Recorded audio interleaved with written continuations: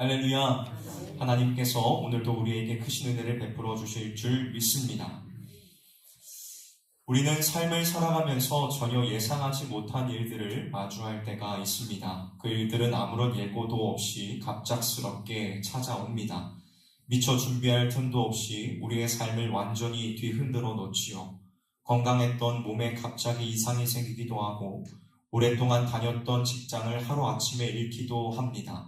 또 사랑하는 사람을 떠나보내는 일도 찾아오지요. 이러한 상황 앞에서 우리는 삶이 내 뜻대로 되지 않는다는 사실을 절실히 깨닫게 됩니다.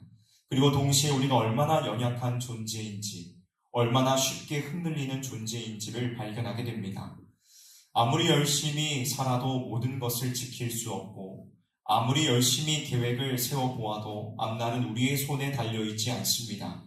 하지만 참 감사한 것은 하나님의 말씀인 성경은 이러한 우리의 현실을 외면하지 않는다는 것입니다. 오히려 우리의 모든 상황 속에서 하나님께서는 여전히 일하시며 그분의 뜻은 결코 멈추지 않는다는 사실을 분명하게 말씀해 주고 있습니다.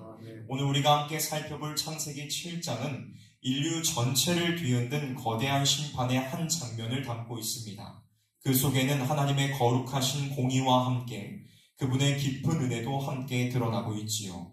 이 새벽 우리에게 주시는 이 말씀을 통하여서 하나님의 심판과 또 그 심판 속에서 어떻게 하나님께서 구원의 길을 마련하시는지를 함께 살펴보기를 원합니다.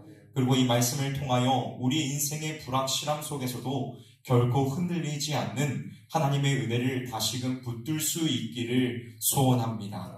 오늘 이 시간 우리를 향하신 하나님의 깊은 사랑과 구원의 손길을 바라보면서 말씀을 통하여 믿음이 자라나고 삶의 중심이 굳건해지는 은혜가 우리 모두에게 있기를 주님의 이름으로 간절히 축복합니다.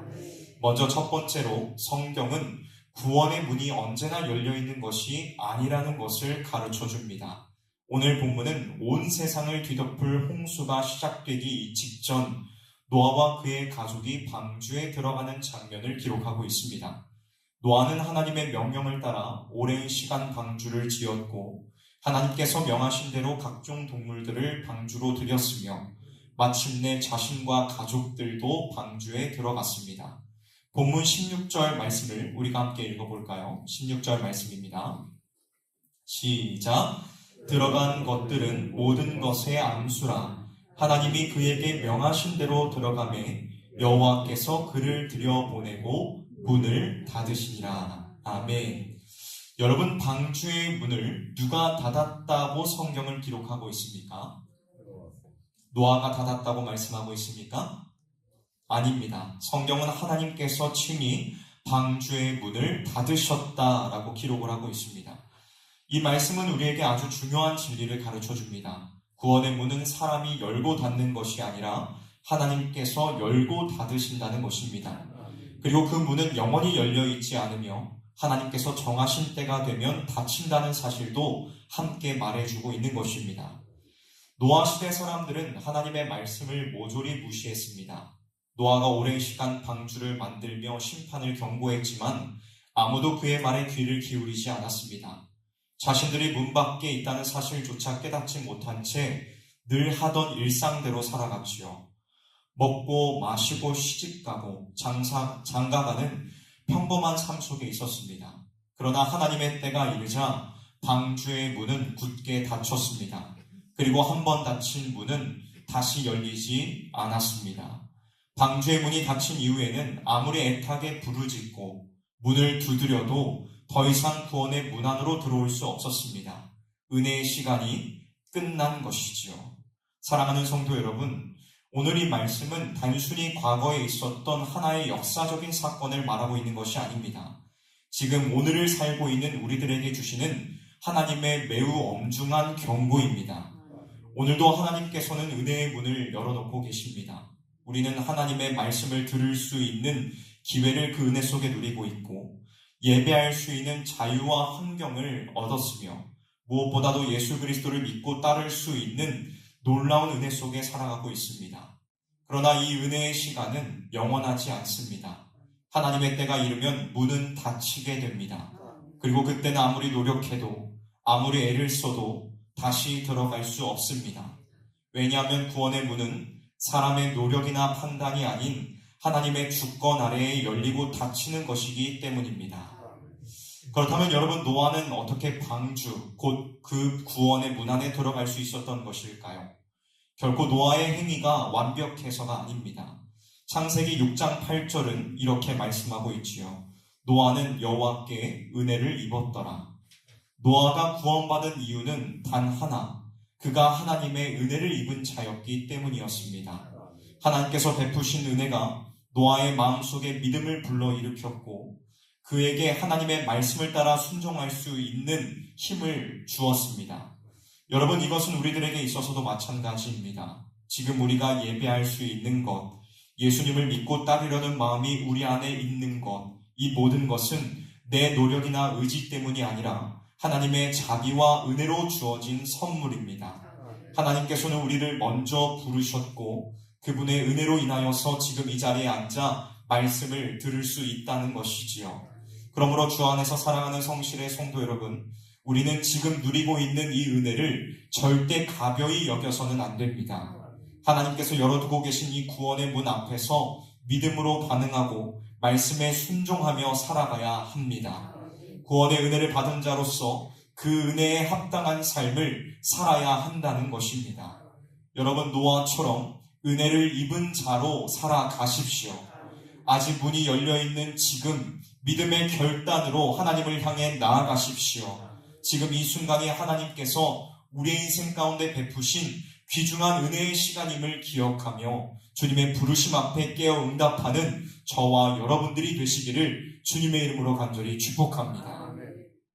그와 동시에 우리는 하나님의 은혜의 때임을 기억하며 주님의 복음을 안 믿는 형제 자매들에게도 전해야 될 때인 줄로 믿습니다.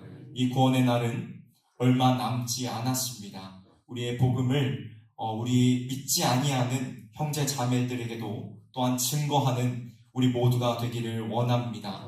이것은 해도 되고 안 해도 되는 일이 아닙니다. 우리 모두에게 주어진 명령이라는 사실을 기억하면서 또한 복음을 증거하는 일을 감당하는 우리 모두가 되기를 원합니다. 다음 두 번째로 성경은 홍수가 하나님의 심판과 은혜를 동시에 보여주는 사건임을 가르쳐주고 있습니다. 오늘 본문 17절부터는 세상을 향한 하나님의 심판이 구체적으로 기록되어 있습니다. 하늘에서는 40일 동안 비가 쏟아졌고 땅에서는 깊은 샘이 터져 물이 솟구쳐 올랐습니다. 물은 점점 불어나 산 꼭대기까지 덮이게 되었고 결국 모든 생명이 물에 휩쓸려 죽고 말았습니다. 여러분, 이 사건은 단순한 자연재해가 아닙니다. 이것은 하나님의 거룩한 심판이었고 동시에 은혜로 주어진 구원의 역사이기도 했습니다. 모두가 같은 물에 잠겼습니다. 그러나 어떤 이들에게는 이 물이 죽음의 물이 되었고 어떤 이들에게는 생명을 지키는 구원의 물이 되었습니다. 이것이 바로 하나님의 심판과 은혜가 동시에 나타나는 구속의 신비를 보여주고 있는 것입니다. 사도 베드로는 베드로전서 3장 20절에서 21절에 노아의 홍수와 세례를 연결해서 설명하고 있습니다. 우리가 함께 찾아서 읽어볼까요? 베드로전서 3장 20절에서 21절 말씀입니다.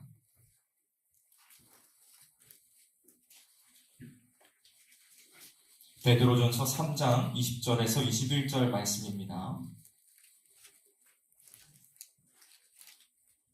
신약성경 381페이지입니다. 베드로전서 3장 20절에서 21절 말씀 함께 읽도록 하겠습니다. 시작! 그들은 전에 노아의 날 방주를 준비할 동안 하나님이 오래 참고 기다리실 때에 복종하지 아니하던 자들이라. 방주에서 물로 말미암아 구원을 얻은 자가 몇 명뿐이니 겨우 8명이라. 물은 예수 그리스도께서 부활하심으로 말미암아 이제 너희를 구원하는 표니 곧 세례라. 이는 육체의 더러운 것을 제하여 버림이 아니요 하나님을 향한 선한 양심의 간군이라. 아멘. 베드로는 노아 시대의 홍수가 단순한 심판이 아니라 믿음으로 방주에 거한 자들에게는 구원의 표가 되었다는 사실을 분명하게 전하고 있습니다. 여러분, 세례도 마찬가지입니다. 겉으로 보이는 세례의 물은 단지 사람을 교회로 들이기 위해 행하는 형식적인 종교 의식이 아니라 우리의 죄를 씻는 예수님의 피, 그리고 우리를 새롭게 하시는 성령님의 은혜를 상징하는 것이라는 겁니다. 마치 노아가 물속에 갇혔다가 살아난 것처럼 우리도 세례를 받을 때에 예수님의 죽으심과 함께 옛사람은 죽고 그분의 부활하심과 함께 새로운 생명으로 다시 살아나게 되는 것입니다. 사랑하는 성도 여러분, 하나님께서는 노아의 시대에 심판만 준비하신 것이 아닙니다. 심판에 앞서서 은혜의 방주를 먼저 준비해 두셨습니다. 이것은 오늘 우리에게도 마찬가지입니다. 하나님께서는 택하신 백성들을 위하여 구원의 방주, 곧 예수 그리스도를 예비해 두셨습니다. 누구든지 예수님 안에 거하는 자는 하나님의 심판을 두려워하지 않아도 되고 참된 생명을 얻게 됩니다. 주 안에서 사랑하는 성도 여러분, 우리가 세례를 받았다는 것은 단지 교인이 되었다는 것을 의미하지 않습니다. 세례는 예수님과 하나 되어 살아가겠다는 믿음의 고백이며 이제는 죄를 버리고 새로운 생명으로 살아가겠다는 굳은 결단의 표시입니다. 그리고 이 세례는 장차 다가올 마지막 불심판 앞에서도 우리가 두려워하지 않고 구원을 확신하게 할 수 있는 복된 보증이 됩니다. 왜냐하면 예수님의 보혈과 성령님의 은혜가 우리를 끝까지 붙들어 주시기 때문입니다. 사랑하는 성도 여러분, 예수님은 우리의 방주이십니다. 그 안에 피하는 자는 결코 멸망하지 않습니다. 끝까지 예수님께서 지키시고 보호하십니다.